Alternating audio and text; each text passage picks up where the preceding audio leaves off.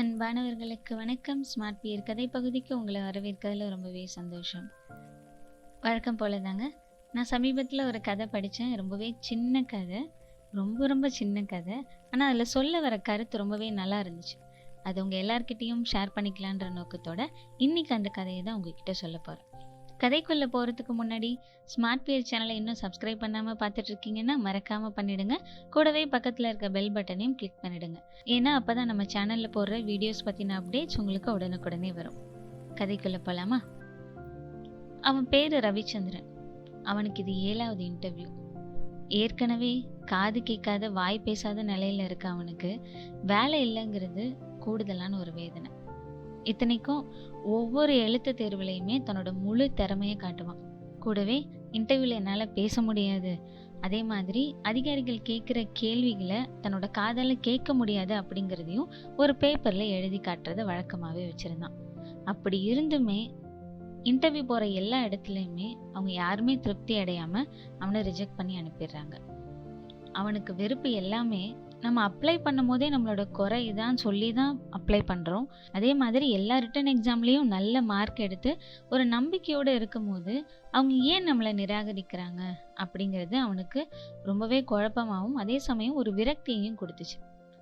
ஆனால் இந்த முறை இன்டர்வியூ போகும்போது நம்மளை ரிஜெக்ட் பண்ணிட்டாங்கன்னா 2ல் 1 பார்த்துடலாம் அப்படிங்கிற ஒரு முடிவோடு தான் இருந்தான். இன்டர்வியூ அட்டன் பண்ணுறதுக்காக அந்த கம்பெனிக்கு போனான். அவன் கூட நிறைய பேர் இன்டர்வியூ அட்டன் பண்ண வந்திருந்தாங்க. ஒவ்வொருத்தராக தன்னோட இன்டர்வியூவை முடிச்சுட்டு வரும்போது இப்போ இவனுடைய ரவுண்டு வந்துச்சு. அவன் இன்டர்வியூ ரூம்குள்ளே போனான். அந்த இன்டர்வியூ எடுக்கிறவர் அவனோட ஃபைலை வாங்கி பார்த்தார். சர்டிஃபிகேட்ஸ்லாம் பார்த்துட்டே வரும்போது என்னால் பேச முடியாது, மற்றவங்க சொல்கிறத காதால் கேட்க முடியாது அப்படின்னு இவன் எழுதி வச்சுருந்த ஒரு பேப்பரும் அந்த சர்டிஃபிகேட்ஸ்குள்ளே இருந்துச்சு. அதை படித்த உடனே அந்த இன்டர்வியூ எடுக்கிறவர் அதை 4 8 கிழித்து குப்பை தொட்டியில் போட்டார். அதை பார்த்ததுமே இவனுக்கு பயங்கர கோவம் வந்துருச்சு. அவரை முறைக்கிற மாதிரி பார்த்தான். ஆனால் அந்த அதிகாரி எந்த சலனமுமே இல்லாமல் ஒரு வெள்ளை பேப்பர் எடுத்து அதில் ஏதோ எழுதினார். அதை இவன்கிட்ட கொடுத்தார். இவன் அதை வாங்கி படித்தான். அதில் என்ன எழுதியிருந்துச்சுன்னா, என்னை வேலையில் சேர்த்துக்கிட்டிங்கன்னா நான் வீண் அரட்டை அடிக்க மாட்டேன், ஏன்னா என்னால் பேச முடியாது.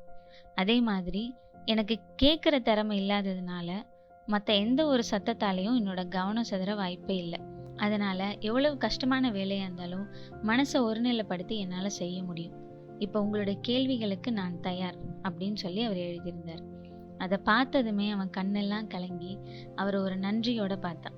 அதை படித்ததும் தான் ஒரு உண்மையை எவ்வளோ ஆக்கப்பூர்வமாக சொல்ல முடியும் அப்படிங்கிற விதமும் அவனுக்கு புரிஞ்சுது.